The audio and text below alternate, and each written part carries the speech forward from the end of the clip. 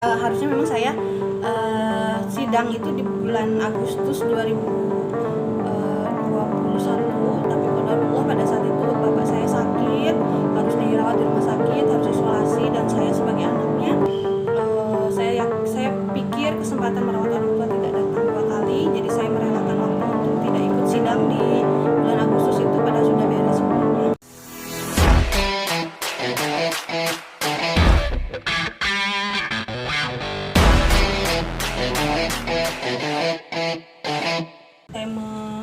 Saya mencari-cari ilmu yang memang itulah seharusnya guru itu harus haus ilmu gitu, apalagi di zaman sekarang.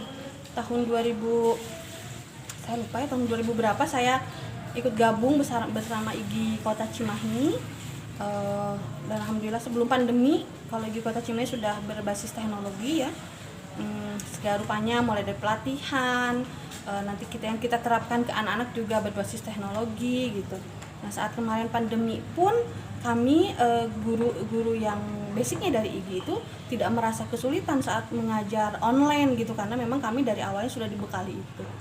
Nah, tapi tetap saya merasa kurang lengkap nih diri saya jika belum menjadi guru sejarah seutuhnya gitu. Akhirnya pada tahun 2019 saya berkesempatan menempuh pendidikan S2 di UPI.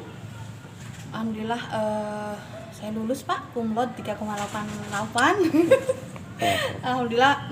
Pada saat itu harusnya memang saya sidang itu di bulan Agustus 2021, tapi qadarullah pada saat itu bapak saya sakit, harus dirawat di rumah sakit, harus isolasi, dan saya sebagai anaknya, saya pikir kesempatan merawat orang tua tidak datang dua kali, jadi saya merelakan waktu untuk tidak ikut sidang di bulan Agustus itu, padahal sudah beres semuanya. Dan akhirnya saya lulus alhamdulillah, tapi tepat waktu alhamdulillah. Dengan sebenarnya itu penuh derayan air mata ya Pak, karena saat saya masuk S1 itu S2, saat di minggu pertama saya pulang nangis Pak. Senin Selasa saya kuliah itu pulang malam tuh nangis. Di 2 minggu pertama itu saya menangis. Terus suami saya tanya kenapa menangis terus gitu. Karena saya insecure Pak.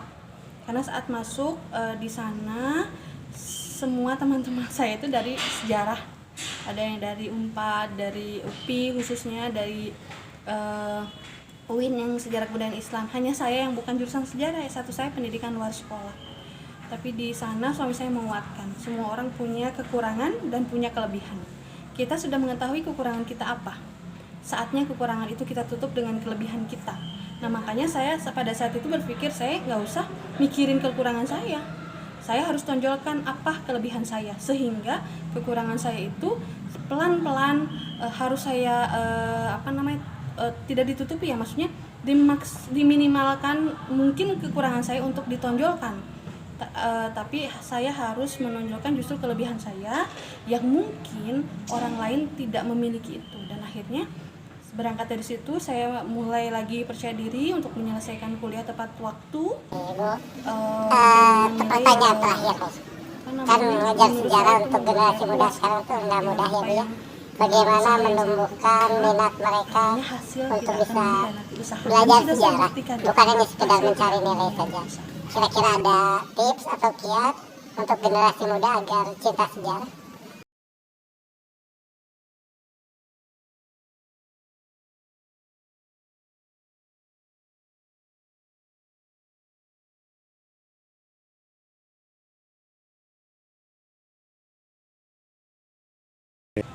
Baik Pak, kalau tips atau kiat mungkin kesannya itu saya seorang ahli ya Pak, bukan tips ya. Mungkin ini lebih ke pengalaman saja Pak ya.